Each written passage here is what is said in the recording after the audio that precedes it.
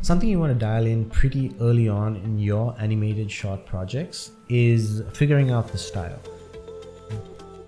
You can decide whether you want to go for ultra realism or if you want to go for a much more stylized look. But whatever you choose will have a huge impact on the overall how the project's going to be. So it's probably a good idea to kind of dial this in pretty early on. And this is what I did for a animated short explainer video I did for Lunar Yeti, which is a personal brand filmmaking company that I own. The style that I decided to go for was this cool clay style, which I tried to make as reusable and as easy to apply all across the project as I could. I think it came out pretty good, but I made this project in Blender 4.1 about 2 weeks before 4.2 released. And in 4.2, Eevee, which is the render engine that I used to make this project, went through a overhaul, complete rewrite. And I didn't want to learn how to use this new Eevee, so I stuck with 4.1. The good news is for this video, I've completely remade the shader in 4.2, which is almost the same thing, but I've added a few extra features and cool stuff that makes it a bit better, as well as I use some features from 4.2 that makes it even more realistic. So today I'd like to show you how I did that step by step, node by node.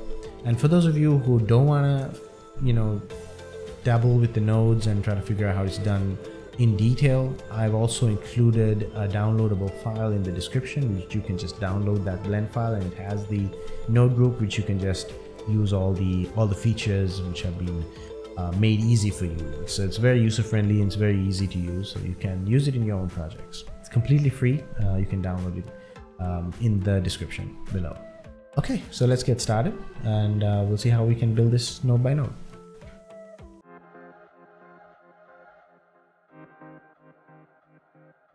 Okay, so here we are in Blender, and I've set up the clay material on the whole scene, and I've just a simple scene here to show you how it looks. So you can see that we can achieve different kinds of clay looks depending on what you want to do. So let's take a look at how we can control this material. I'll show you how it works, and then after that I'll show you how to break it, how to construct it from scratch. So just bring this up and you can see I want to switch to the shader editor, and in the shader editor you can see there's a simple material here. It looks simple, it's just a connection to the surface as well as the displacement. And we can control the color, so if I were to control the color of Suzanne, I can turn it any color I want. Okay, I can make it pink, I can make it blue, so let's park it right there, that looks cool. I can control whether or not it's metallic and how metallic it is, so you may not want to go all the way full metallic, you might want something a little bit less, so you have that feature. Right now I don't want metallic. You can control the roughness, you can make it more rough, less sort of reflective, and more reflective or less rough. I tend to keep it the default set at 0.5 because I feel like that's the thing that looks the most like clay. I have this time shift speed and I'll show you that in a minute, but before that I'd like to show you that you can enable these little cracks. You can see on the model we have these tiny little cracks, okay, these little cracks that you see, and you can enable and disable it using this. You can bring it up, and you can also control the strength of it using this strength slider. So like how strong do you want it to look? So I like it to be more strong than not. And we can also enable and disable some displacement. Now this is looking kind of like this. Let me show you. If you see, Suzanne's not particularly even, but if I were to disable this, you start to see his head sort of changing shape. Okay, so there is a displacement, as if, when you're dealing with clay, things don't always look so smooth and perfect. They kind of distort a little bit because your hand's kind of massaging the clay. This is that effect, but it is also a pretty heavy effect. When I turn it off, it improves the speed a little bit. You can even control, if I turn it on fully, you can control the height of the displacement, so I can double it, and you can really ramp it, throw it up, but it's not going to look good if you increase it too much. So there's that. So that's how you can control that. Now the time shifting is actually an effect where when I press play, the clay will, like the displacement of the object, the positions of the cracks, and if you look real closely, these fingerprint shapes, back of this, that's it, it's very visible. You can see these little fingerprint marks, these scratches, these cracks. Those little shapes will sort of shift. So let me just press play and show you. Okay, so as I press play, you can see that it's just shifting about. It's shifting all over, and this is kind of giving that effect when you make an animation. It's like stop motion. Somebody keeps like changing the model a little bit, so their fingerprints will change, the cracks will change a little bit, so it'll kind of create that kind of effect. And you can change the speed of this, so this is sort of like every 12 frames it's going to change. So here I'm going to make it every 24 frames, so it's like every second, and it's going to change every second. I set it at 12 for my animation.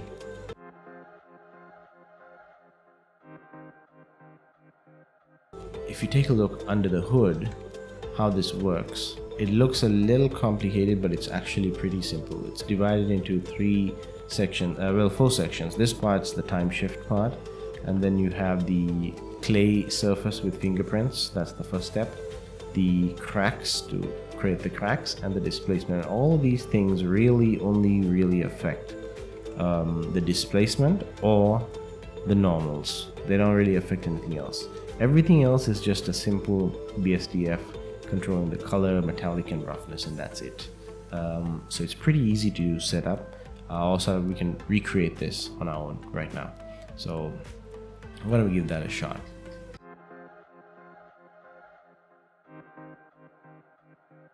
I'm just going to add a new material to this object, to Suzanne, and we're going to recreate these features one step at a time. Okay. It's a new material. I'm just going to remove this clay base for now, and I'm going to add a material completely new, and I'm going to call it clay from scratch. So I'm going to hide the cube and the sphere just so we can focus. Just focus on Suzanne, right? Okay. So obviously we want to be able to control the base color, which we can easily do. We have this feature. We have the metallic and the roughness. I'm going to keep those as it is. What we really want to do is we want to be able to control the normals. We can do that by creating a node called the bump node, and we feed that in. The bump node will allow us to use a texture. It'll help us create a normal map out of a height map. So we can use a texture like noise texture, feed the factor into the height, and feed that into normals, and we can immediately adjust the normals like this. And this looks pretty bad, but what we want to do is we actually want to combine a couple of different texture maps together. So I'm going to press Ctrl T here to add the mapping and texture coordinate nodes, enabled only if you have Node Wrangler enabled. So if you have the add-on Node Wrangler enabled, you can press Ctrl T and add this. I highly recommend that because it's much easier to work with Node Wrangler. So we'll just change these values a little bit. So I just want a smaller scale here because I'm going to mix two different noise textures. Okay, and by basically duplicating this, okay, if you press Ctrl Shift D, you can kind of duplicate it while it's still connected to this mapping. Okay, so what we want to do is we want to combine these two. So how do we do that? To do that, I'm going to create another bump. Okay, I'm going to connect this to the height, and then I'm going to connect from this. I'm going to use the map add. Okay, so I'm just going to type add by just dragging out from here and typing add. It'll give me this vector map node. I want to add these two vectors together and then connect this to the normal. Okay, and we immediately get this sort of horrendous, sort of rough looking thing. But we can make this look a lot better. It's looking closer to clay, but a bit too rough, more like a rock than clay. We can sort of achieve the clay look by making the second texture much higher resolution to like 50 scale, and the roughness to something like 0.8, and the detail make sure it's like 15. a little bit of distortion. Those are the settings you need for the second one. So okay, so if I press Control Shift and left click, I can preview this, and I get this very soft texture and this very dense, very sort of noisy texture, and I mix them together here if I preview this. But you get to see this very unique sort of look. Okay, this gives us the sort of base clay shape, and we could be done here. We could be done. You could also do it another way. You could probably combine this by using a regular add node this way and pipe it into the bump and put it this way. You could do that. That could work as well. It'll probably achieve the same effect. In fact, let's just keep it like this. It'll probably improve the speed of the material because there's less calculations happening. So let's do it this way.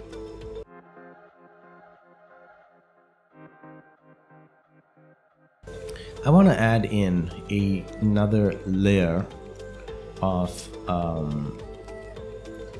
effects, which is the fingerprints, right? So how do we do that?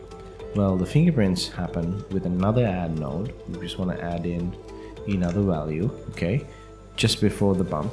How do we get the fingerprints? Well, the fingerprints is pretty easy. I want to include an image, okay, and I've already created this image. It's like this texture image, which I will be sharing with you, but you can create this sort of fingerprint image, and I can show you what it looks like. If I just drag in scene here, image editor, and sort of just show you how the fingerprints look like. It's basically an image, a black and white image, or black with alpha image, which is basically fingerprints all over. Just I made this in Canva, believe it or not. I just used the vector images for different types of fingerprints, pasted them all over the place, and created this sort of square shaped texture. And you can make this any way you want. You can find images of fingerprints and put it in Photoshop and create your own, or you can just use the one I have that I've made, which I provide in the description, whatever you prefer, if you're following along. Okay, so let's delete that for now. Okay, I of course want to be able to control the texture coordinates of this. I want to put this as object because I want this to be a box projected, and I want it to be fitting the object, right? And I want to increase the blend to like 100%. I'll tell you why later. Okay, and what we want to do is we want to add this to this, but not the color. We want to add the alpha. Okay, because if you look at the alpha, you can see the fingerprints. It's in the alpha that has the fingerprints in my version, because if you looked at that image, there's black fingerprints on a transparent background. So I just want the mask of this fingerprints, so I add it into this. Okay, and if we take a look now, we should see fingerprints all over. There we are. Okay, it's pretty much covered with fingerprints, and that's great. But the problem is, I don't want the entire thing to be covered in fingerprints. I only want some parts of it to be covered in fingerprints. So the way I do this is I take my alpha and I'm going to add a color ramp, slap a color ramp right here, and that just converts it into a black and white image, just like this. Okay, then I'm going to take another mix, but this time I'll add a mix color. Okay, on one end I'm going to make it completely black, connect this into the other color, okay, and connect this here. So now I have this sort of control for whether I want it to have fingerprints or be black, right? And black equals 0, so if I'm adding 0, I'm adding no fingerprints. That's how I want it to be. And then I want to use this, okay, bring this down a bit. I want to use a new noise texture, okay, and the new noise texture is going to drive the factor here, okay, and I can just change the scale. I can probably increase the scale, change the detail, decrease the roughness, okay.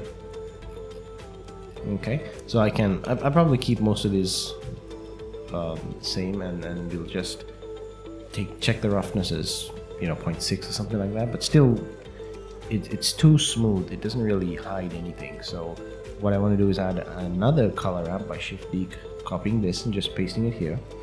Let's preview this again.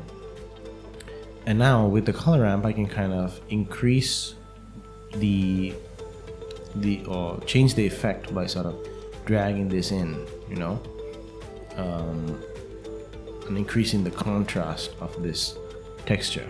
And this texture is going to help me sort of control what's visible and what's not visible in this mix node. Okay. So if I kind of adjust it somewhere around here, I know that wherever it's white, it's gonna show the fingerprints, and wherever it's not white, it's not gonna show the fingerprints. And now let's take a look at what that looks like here if I preview the final result.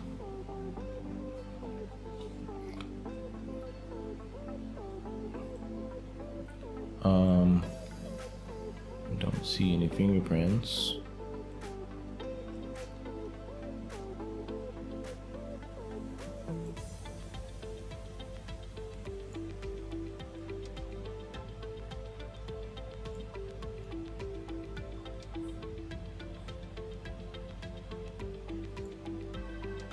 There we go.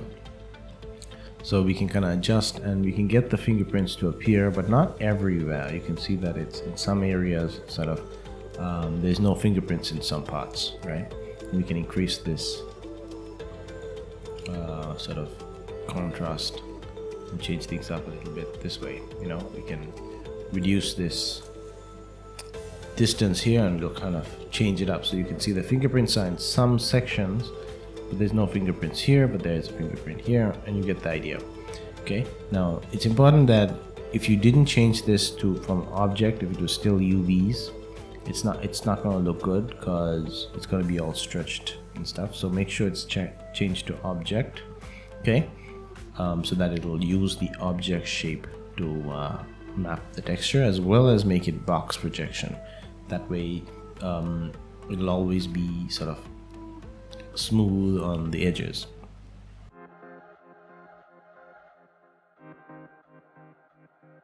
So that's where we're at so far. We've kind of created the cool looking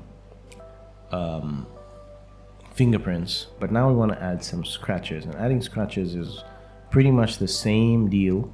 Okay, we want to add the scratches to the bump, okay, in the same way, but or rather the cracks, not the scratches, but the little cracks.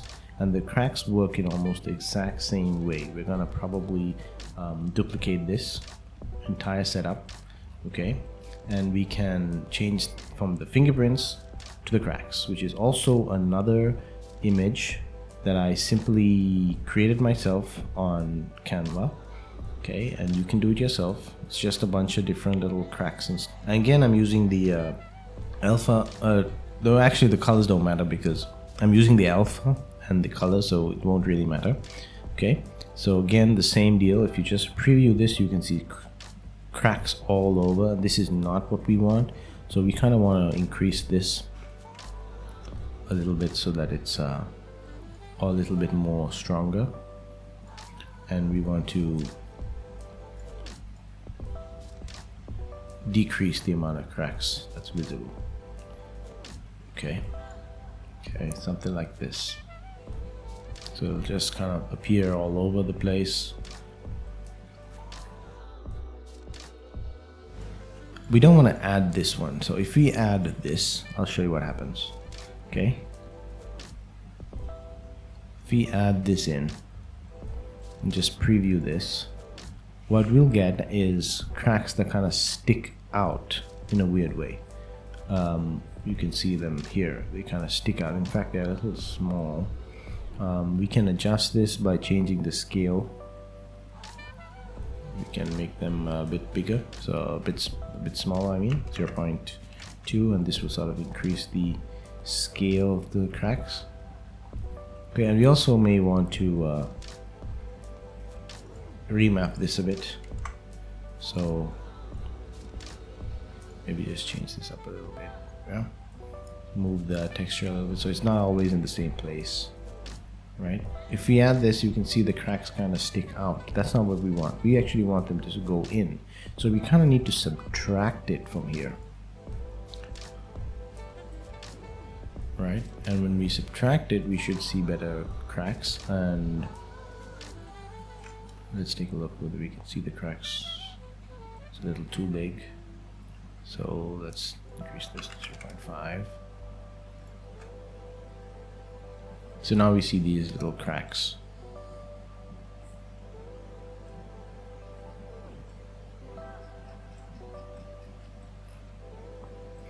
Okay, and we can change the amount that appears based on this setting, the scale of this. And we can change the detail here, so we can increase or decrease the visibility of these cracks. We can slightly increase the visibility of these cracks like this. I think that was a bit too low. There we go. So now we got these little cracks, and they're very subtle. Okay, and they're pretty cool. And these cracks really are just, you know, the kind of cracks that form when you you know, when you massage the clay and try to get the shape.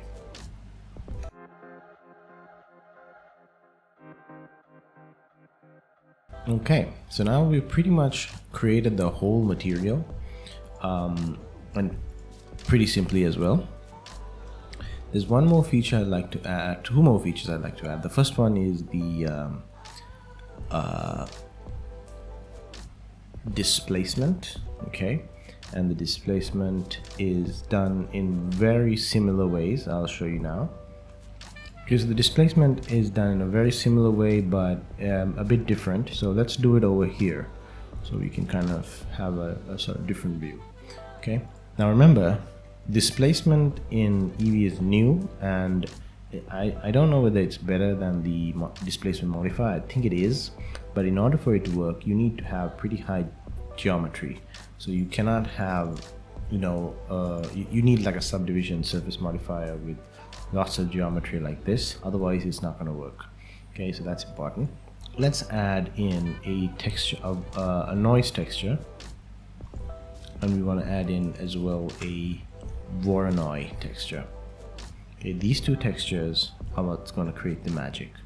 Okay, and how we do this is we're going to mix these two together. So I'll put the Voronoi on top, and the scale of the Voronoi will be 1. Okay, the Voronoi looks like this, and the scale of the noise texture will be something like 2, I think, for now. Okay, and we'll mix them together. So I'm going to mix them with a mix color. Okay, and the type I'm going to mix them with is, I'm going to change from the second one, I'm going to change this to linear light. Okay, and this will create this sort of unique effect. And we also need to make sure that mapping is turned on for these two.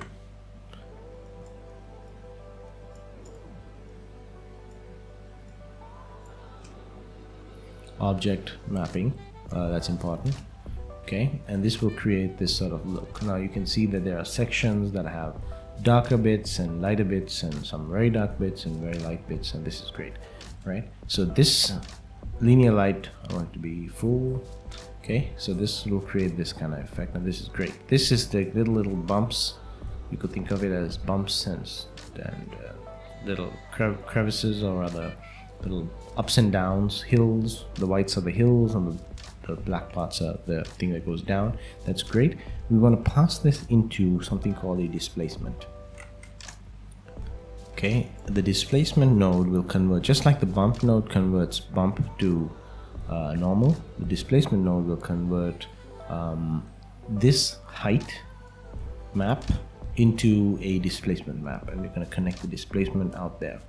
Okay, now instantly you'll notice nothing happening at all. Okay, first let's enable this so we don't see the map anymore. You'll see nothing is happening. In fact, it looks terrible. Okay, what's happening is, I'll turn this into something small first. Still, it doesn't look right. It doesn't feel like real displacement. It feels more like a bump map. And what's happening? You need to go into the material settings right here, click the material you want, make sure that you select settings, go under the surface, and here there's an option called displacement, and currently set to bump only. We want to change this into displacement and bump. Okay, now you should know that this will slow down your PC, okay, because displacement is an intense process, and you can immediately see that we can see some effect. This effect is too strong, so I'm going to reduce this effect by a huge amount by changing the scale. Okay, and by changing the scale we can change how much displacement we have. So you can adjust this any way you want. You want more displacement, you can increase this, but you got to understand that it has a very strong effect. So press shift and kind of move it, and you can adjust how much displacement you like. Maybe you want something a bit stronger, you can go this way. Another little feature that I'll recommend you add for this is you can control using a what's it called, it's called the map range value node. Okay, you can control what kind of values are being fed into this, and the way it works is it has a value, so you plug in the linear light value here, and then you say, okay, the linear light values, if you just take a look at it, it's pretty much giving me any value from 0 being the dark spots all the way to 1, which is the brightest spot. So here it says 0 to 1, so that's the input value. Whatever values come out of this is from the range 0 all the way to 1, and we want to export, we want to make sure it outputs whatever we want. So I want to change how much it outputs. If I just plug it in like this, nothing will happen. Pretty much everything will stay the same. Watch. Okay, so once I plug it in, nothing's happening, and that's because, and you can even scale this up a little bit, you can make this like 0.8 just to show you. Okay, you can see such a big impact on the shape, but I don't want it to have such low troughs. So I can say, well, the linear light gives me values from 0 to 1, okay, but I want it to output values from 0.2 to 1. I don't want it to be anything lower than 0.2, okay, and I don't want it to be anything higher than 0.8. So you can limit how much height is given here. So anything that's below 0.2 will be made to be 0.2.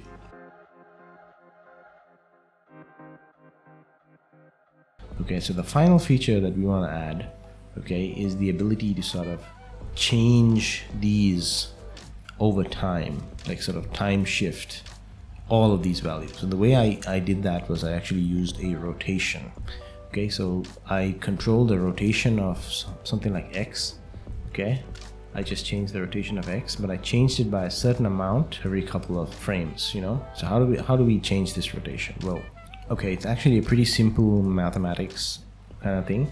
So first of all, we want to bring in a value for now, okay, and this value will control the frame rate of the change. So let's for now just put it as 24, which is the same frame rate as my value. Okay, I'm going to take a duplicate of this, and I'm going to put in a sort of formula. It kind of works like this: you put in a hash and you type in frame and you press enter, and what happens is you get this expression that automatically changes this value based on the frame number. So if I press space and I play the animation, it should give me the, oh whoops, I made a small mistake. Let's try that again. So you can see here now, this is equal to the frame number. Okay, press space, and as I press play, it'll just keep changing the frame number. So I want to divide this frame number by my value. Okay, so I know that whenever the frame number is equal to my value, this will be equal to 1, and whenever it's not equal to my value, it'll be equal to some other value. So for example, I'm just going to bring in the timeline over here. Okay, you can see here when I adjust the timeline to 0 to like, let's say, I don't know, what is it, 24, 24, okay, this answer is 1, okay, but when it's something like 50 or 48, it's gonna be 2. But what happens when it's in between? When it's between 0 and 24, it's going to be less than 1. When it's between 24 and 48, it's going to be between 1 and 2. I don't want that. I just want the first value, whether it's 1.00, 1.2, 1.3. I don't care about the 0.3, 0.4. So I use another math node called truncate. Okay, and the truncate will just leave the integer part without worrying about the decimal part. So from between 0 to 24, it's going to be 0. At 24, it's going to turn to 1. From 24 to 48, it's going to be 1. And then from 48, it's going to become 2. And from 48 to 72, it's going to remain 2. And then from 72 onwards, it's going to be 3, and so on. You know, every 24 frames, it's going to increase by 1. Okay, and in between, it's just going to remain that same 1 until the next round number. Okay, and you can change that with this controller. Okay, so now I have a system that sort of changes. That's great, but I want to sort of rotate my model. I just need to rotate it a little bit. Okay, I don't need to rotate it a lot. So I want to use this number as the angle of rotation. So I drag this out and I say combine XYZ into the X. Okay, and then I simply drag this into the rotation here, into the rotation, where is it? Here.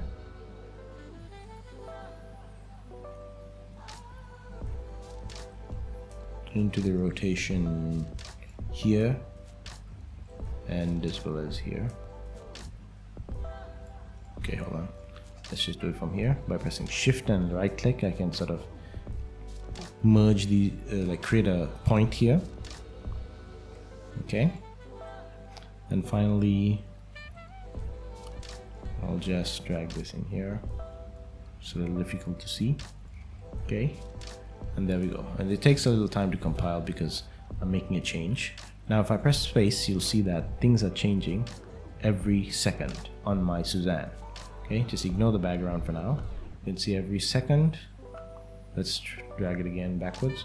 From 0 all the way to 24, it's staying the same. As soon as it turns 24, it changes. And then it stays the same until 48 and changes.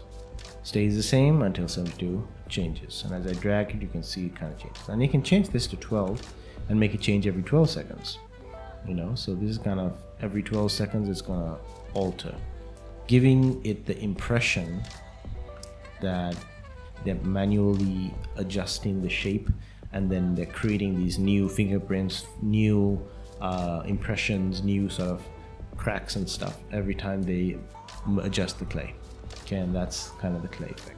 And when you add this to an animation, it adds a pretty cool little effect that looks kind of cool.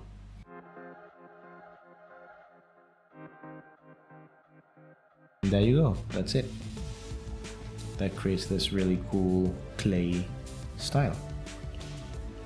After this, the only thing left for you to do is to sort of put in parameters. You can like select everything, put into a group, like just press this Control G. I'll just show you for one. Let's say, for example, I want to be able to control this effect. Okay, so I want to be able to control this 12 from outside the group. If you see the group here, it has no inputs. But if I were to drag this, let's just delete this for a second, make this 12. Okay, and drag it in like this, I'll get a little value. I can change the value by going to the group, and over here, there's the value here. I can just say time shift speed, okay, or frame rate, that might be even better, that's the word. Okay, and maybe the minimum is 0 and the maximum is whatever you want. Okay, I can delete this, and if I go out by pressing tab, you can see that the time shift is there in your group node, and you can call this your clay material. Okay, and you can control the time shift. So I can just press 24 now and make things change every 24 frames. So like this, you can actually create, you know, every value can be adjusted like this. Add it as a group, change the group input. And that's exactly what I've done for my other material. If you just take a look over here, I've just created all these little parameters so that you can control it from here or even from the surface over here. You can see that these parameters are actually exposed on the material bar on this side, making it much easier to control the effect. I recommend you try to build it from scratch this way because it'll teach you a lot about materials. It'll teach you how to sort of control these different materials and create sort of your own parameters and allow you to come in and debug if there's a problem. Sometimes these master materials, they can kind of work on Suzanne, but then when you apply it to your own personal model, it doesn't work so well. So you might want to change it up, you know, but do some small edits to sort of make it work on your model. But you can't do that if you don't understand how it works. So that's why I recommend you try to figure it out yourself by doing the, like following along with this video. But if you don't want to, this material will be available to you in the description below, so you can use it that way. I hope you learned something interesting and enjoyed this tutorial. If you like this video, consider giving it a like. And if you want more stuff like this, consider subscribing because we will be uploading more soon. All right. Bye. See ya.